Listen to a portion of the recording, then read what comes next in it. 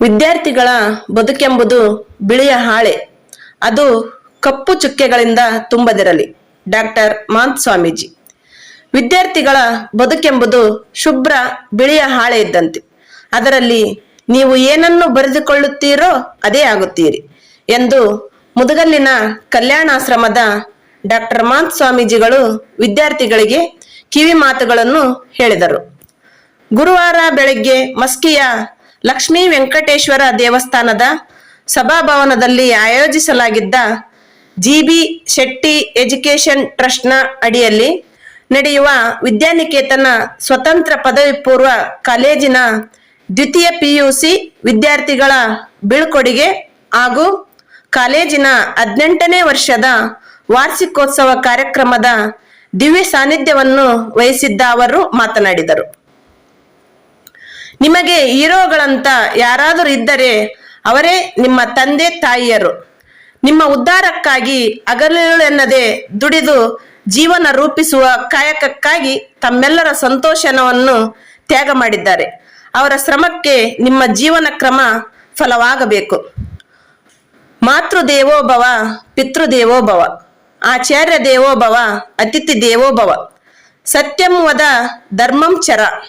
ಈ 6 ಅಂಶಗಳನ್ನು ಪಾಲಿಸಿದರೆ ಆದರ್ಶಪ್ರಾಯ ವ್ಯಕ್ತಿತ್ವ ನಿಮ್ಮದಾಗುತ್ತದೆ.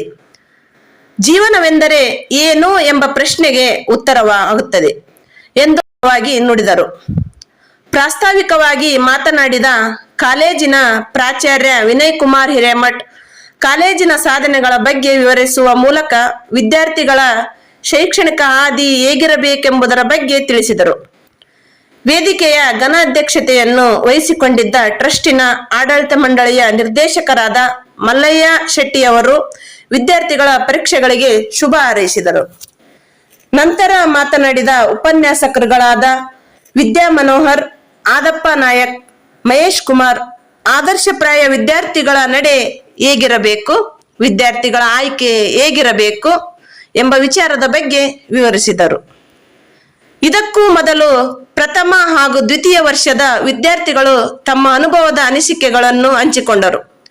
ಸರಸ್ವತಿ ಪೂಜೆ, ಆದರ್ಶ ವಿದ್ಯಾರ್ಥಿಗಳಿಗೆ ಉನ್ನತ ಶ್ರೇಣಿ ಪಡೆದ ವಿದ್ಯಾರ್ಥಿಗಳಿಗೆ ಸನ್ಮಾನಿಸಿದರು.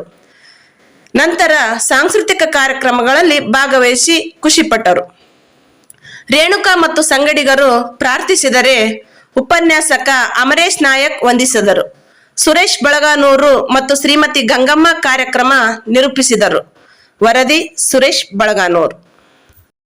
What is life? ಜೀವನ ಅಂದ್ರೆ ಏನು? ಇದು ದೊಡ್ಡ ಪ್ರಶ್ನೆ. ಇದು ಯಾರು ಈ ಪ್ರಶ್ನೆಗೆ ಸರಿಯಾದ ಉತ್ತರವನ್ನು ಹುಡುಕೊಳ್ತಾರೋ ಅವರು ಜೀವನದಲ್ಲಿ ಏನೆಲ್ಲ ಸಾಧಿಸಲಿಕ್ಕೆ ಬರ್ತದೆ. ಇದು ಮೂಲಭೂತ